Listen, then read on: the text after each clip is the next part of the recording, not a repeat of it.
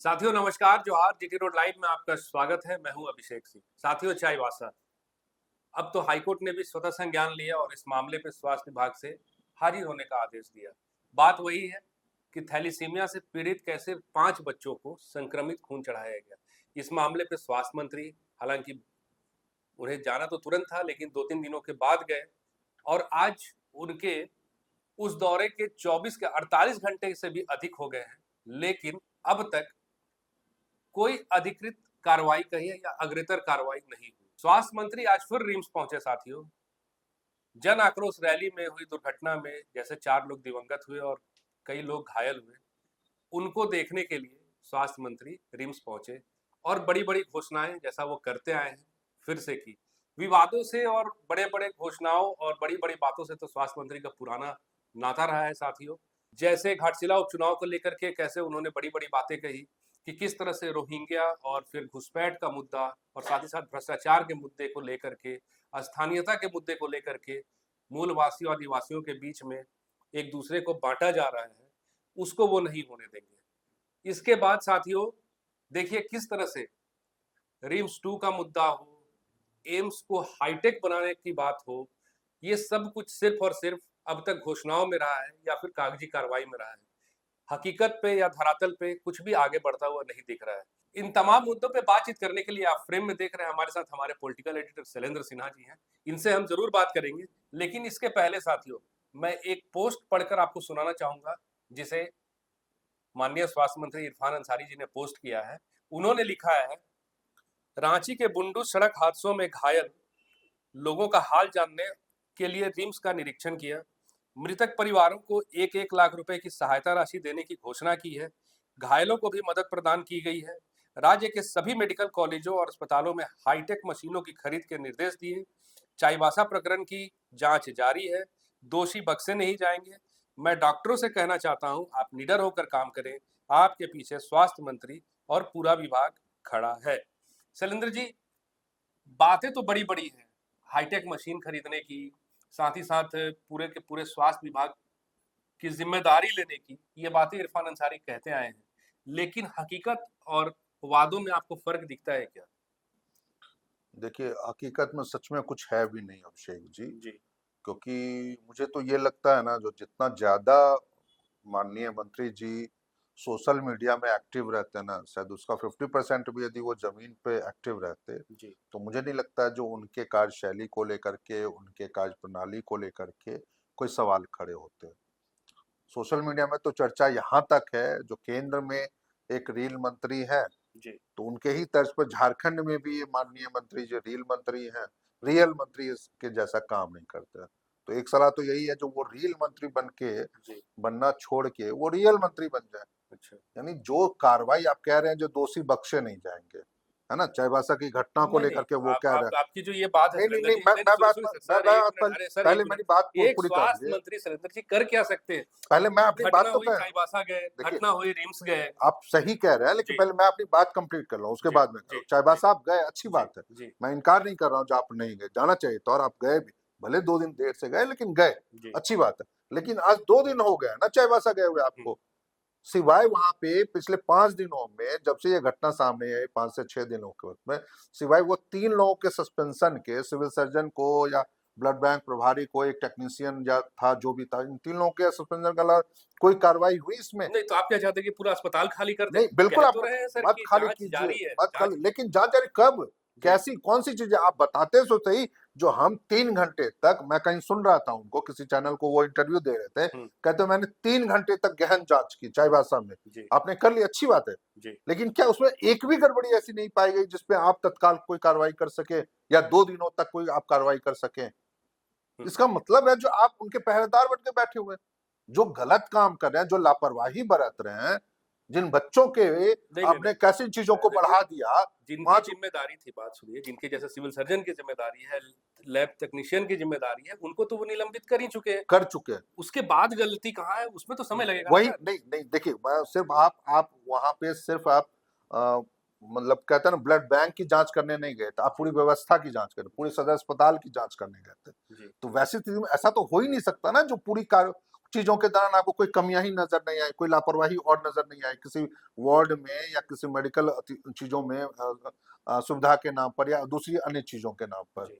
तो वैसे स्थिति में मुझे वो एक पॉइंट है। दूसरा एक पॉइंट ये भी है, जो आखिर आप ये बार बार बयान देके जो आपके साथ स्वास्थ्य मंत्री खड़ा क्या जताना चाहते हैं? क्या जितने भी दूसरे विभाग के कर्मी हैं, अधिकारी हैं, क्या उनके साथ उनके पदाधिकारी या सीनियर अधिकारी, चाहे वो सचिव हो, उनके मंत्री हो, मुख्यमंत्री हो, क्या वो खड़े नहीं है क्या?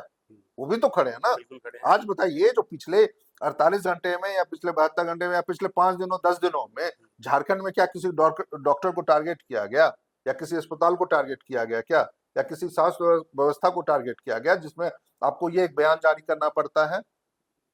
दूसरी बात, आज आप चले गए, रिम्स चले गए, अच्छी बात है। पिछले आप 5 दिनों में आप देख लीजिए, जो कितने अस्पतालों में या पिछले 15 दिनों में कितने अस्पताल में जाके इन्होंने वो चीजों की जांच की है, वो मतलब व्यवस्था को बेहतर करने का प्रयास किया। नहीं, एक चीज आपको और है। याद है, मैं एक लाइन बस, उसके बाद आप अपनी बात कीजिएगा, जो अभी कुछ महीने पहले, मुझे याद नहीं आ रहा है, लेकिन 4-5 महीने या 6 महीने पहले जमशेदपुर में जी, एमजीएम अस्पताल का एक हिस्सा गिर गया था, एक छत गिर गई थी उसके। हालांकि वो भवन जो था वो मतलब काम में नहीं लाया जाता, लेकिन बावजूद ऐसे उस हिस्से में मरीज के परिजन रुकते थे जिनके पास रहने का साधन नहीं था, और उसमें 4 लोगों की मौत हो गई थी। स्वास्थ्य मंत्री गए थे, रातों रात वहां गए थे, मुख्यमंत्री ने तत्काल उनको वहां भेजा था। जी। और ये शायद मुझे लगता है जब भी घटना हो रही 6 हो, महीने 7 महीने हाँ जो भी रहा, जी। लेकिन उसके बाद उन्होंने कार्रवाई की। उसके बाद उन्होंने सभी पूरे 24 जिले से ये तक मांग लिया जो कौन से स्वास्थ्य भवन जर्जर है और उनको ठीक करने को लेकर के, उनकी चीजों को लेकर के क्या कार्रवाई हो सकती है, उन सभी चीजों की उन्होंने रिपोर्ट मांगी। क्या कार्रवाई हुई? समय दर समय एक और चीज है शैलेंद्र जी, कि मशीन खराब है, जांच समय पे नहीं हो पाता, इसको लेकर के कहते हैं कि हाईटेक मशीन हम खरीद रहे हैं, लेकिन एक तरफ आप दूसरे हाथ में देखिए ना कि रखा रखाया जो फंड है वो वापस हो जा वो रहा है, वापस तो होता उसका इस्तेमाल रहा। क्यों नहीं कर पा रहा है विभाग?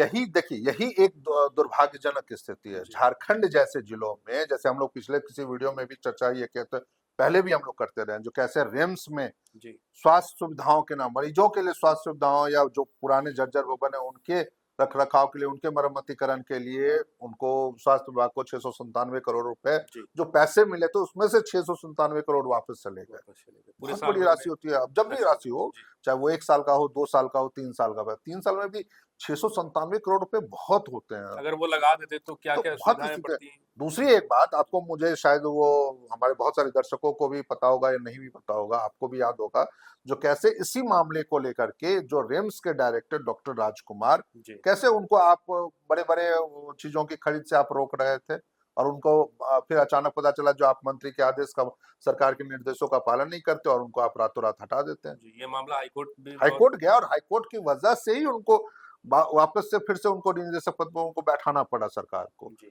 तो ये भी तो एक मसला है ना, जो आप मीडिया में, मैं फिर से वही बात कहूंगा, जो मीडिया में ज्यादा बयान देने से, मीडिया में हमेशा चढ़ते रहने से, फेसबुक के लाइव करने से, सोशल मीडिया में एक्टिव रहने से अच्छा है जो आप ग्राउंड में मंत्री बनिए, कुछ चीजों को जिम्मेदारी या कुछ चीजों को लोगों को तय करने दीजिए, नहीं, वो जहाँ दिखे एक वो बात चीजों और को सुरेंद्र जी की जिम्मेदारी की बात आती है, वहाँ वो पाला दूसरे के डाल ऊपर देते डाल हैं। देते हैं। अभी देखिए ना, ये जो ब्लड बैंक की लेकर के जो बातें उठी, इतने सारे ब्लड बैंक के अभी भी रिन्यूअल बाकी है, तो ये कह रही है मामला जो है ये केंद्र का है। नहीं, वो सवाल ही नहीं उठता। आप स्वास्थ्य विभाग के अंतर्गत यहाँ पर व्यवस्था ये बनी हुई है, क्या सभी ब्लड बैंक को लाइसेंस देने का मसला किसके पास है? जी। वो तो झारखंड सरकार का, झारखंड औषधि विभाग का है ना वो। जी। तो वो फिर क्यों नहीं काम कर पा रहे? आज की स्थिति में, पिछले दिनों भी हम लोगों ने ये रिपोर्ट दिखाई थी, जो कैसे 24 में से 19 जिलों में जी। ब्लड बैंक जो है, सदर जी। अस्पताल का जी। जो ब्लड बैंक है, वो उसका लाइसेंस नहीं रिन्यू हो पाया। जी।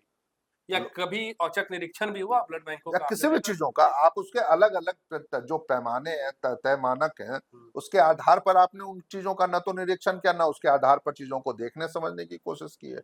हाईकोर्ट ने, आप बताइए ना, हाईकोर्ट ने रिपोर्ट मांग ली। हम लोग अभी सिर्फ चाईबासा की चर्चा कर रहे हैं, जो 5 बच्चों को, उससे पहले रांची में जी। सदर अस्पताल में एक बच्चे को इसी तरह से एचआईवी संक्रमित खून चढ़ा दिया गया था, जी। और वो उसके परिजनों ने चिट्ठी लिखी झारखंड हाईकोर्ट के चीफ जस्टिस को, और उसी चिट्ठी के आलोक में हाईकोर्ट ने इस मामले का संज्ञान लिया। और जब वो तो पहले मामले की सिर्फ रांची अस्पताल की सुनवाई कर, अब लेकिन जब चाईबासा का भी मामला आ गया है, तो चाईबासा के मामले को जोड़ के 6 बच्चों के जो कैसे ये गड़बड़ियां हुई है, कैसे चीजें चल रही है स्वास्थ्य विभाग में, स्वास्थ्य विभाग के सचिव को हाईकोर्ट ने तलब किया और उनको न्यायालय में सशरीर उपस्थित होना पड़ा जी। और वहां उनको सफाई देनी पड़ी या जो भी अपनी बात रखनी थी। और हाईकोर्ट ने सख्त निर्देश दिया है जो इस पूरे मामले में जो कैसे बिना लाइसेंस के झारखंड में ब्लड बैंक चल रहे हैं उसकी आप हमें पूरी शपथ पत्र के जरिए आप रिपोर्ट नहीं सौंपें। तो आप क्या कहना चाहते हैं कि इरफान जी जो है वो सिर्फ और सिर्फ रील मंत्री हैं? बिल्कुल रील मंत्री।